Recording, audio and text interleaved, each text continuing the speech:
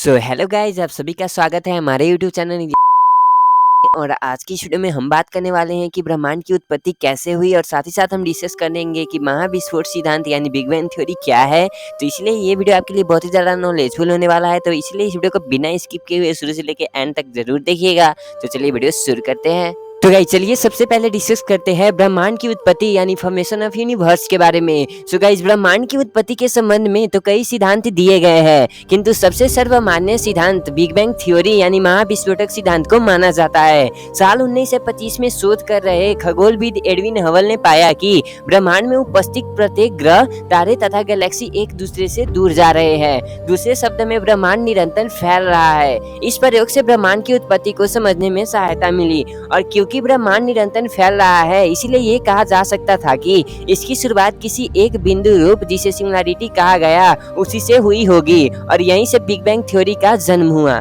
तो गाइस जब चलिए बात करते हैं बिग बैंग थ्योरी के बारे में। तो बिग बैंग थ्योरी के अनुसार लगभग 13.7 अरब वर्ष पहले ब्रह्मांड का समस्त द्रव्यमान एवं ऊर्जा एक बिंदु रूप में स्थित थी। अत्यधिक दबाव के कारण एक महाविस्फोट हुआ जिसके परिणाम स्वरूप समस्त ऊर्जा ब्रह्मांड में चारों ओर फैलने लगी। बिग बैंग के पहले सेकेंड में ब्रह्मांड का तापमान लगभग 1 अरब डिग्री सेल्सियस था। इतने अधिक तापमान में किसी पदार्थ का बनना संभव नहीं था, इसीलिए इलेक्ट्रॉन, प्रोटॉन तथा न्यूट्रॉन मुक्त अवस्था में थे।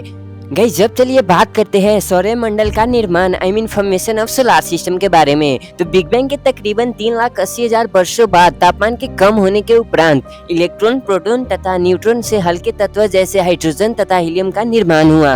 धीरे धीरे ब्रह्मांड ठंडा होता गया तथा हल्के तत्व से भारी तत्व बनने शुरू हो गए। ब्रह्मांड में मौजूद गैसें गुरुत्वाकर्षण के कारण पास आती गई, जिससे तारों और आकाशगंगाओं गैलेक्सीज का निर्माण हुआ।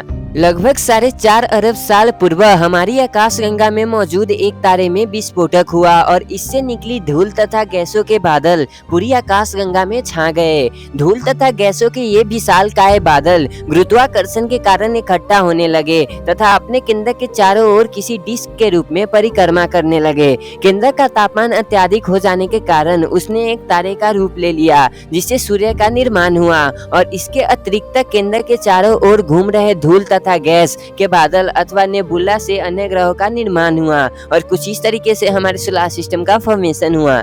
तो गाइस जब चलिए बात करते हैं कॉस्मिक माइक्रोवेव बैकग्राउंड के बारे में, जो कि बिग बैंग थ्योरी का एक बहुत ही इम्पोर्टेंट पार्ट है। तो ब्रह्मांड के बनने के समय उसका तापमान बहुत अधिक था, इसलिए सभी मूल कण जैसे इलेक्ट्रॉन, प्रोटॉन, न्यूट्रॉन आदि स्वतंत्र अवस्था में थे। इन्हीं में प्रकाश कण, फोटोन भी शामिल थे। ये कण इलेक्ट्रॉनों से परावर्तित होते रहते थे, इसलिए ब्रह्मांड में कहीं भी रोशनी नहीं थी और इस काल को डार्क एज कहा जाता है। समय के साथ ब्रह्मांड फैलता गया और उसका तापमान भी कम होता गया, परिणाम स्वरूप हल्के तत्व बनने लगे। अब प्रकाश कणों को परावर्तित करने के लिए कोई इलेक्ट्रॉन मुक्त अवस्था में नहीं बचे, इसलिए प्रकाश कण ब्रह्मांड में विचरण करने के लिए स्वतंत्र हो गए। ब्रह्मांड के फैलाव के साथ इन प्रकाश कणों ने अरबों प्रकाश वर्ष की दूरी तय की और इनकी ऊर्जा घटने के साथ तरंग दैर्ध्य बढ़ने लगी। इनकी बड़ी तरंग दैर्ध्य की किरणों को साल 1964 में एक प्रयोग कर रहे वैज्ञानिक रॉबर्ट विल्सन तथा एर्नो पेंजियस ने पहली बार देखा और ये घटना भी बिग बैंग सिद्धांत यानी बिग बैंग थ्योरी की पुष्टि करती है। तो गाइस जब उम्मीद करता हूँ कि ये video title big bang theory and formation of universe आपको बहुत ही ज्यादा पसंद आया होगा, और पसंद आया तो इस वीडियो को प्लीज एक लाइक कर देना और अपने दोस्तों के साथ शेयर भी कर देना। और अगर आप आगे भी चाहते हैं ऐसी इंटरेस्टिंग इन्फॉर्मेशन के बारे में जानने के लिए तो हमारे चैनल को प्लीज सब्सक्राइब करके जो बेल आइकन है उसे भी प्रेस कर देना। तब तक के लिए bye and thanks for watching.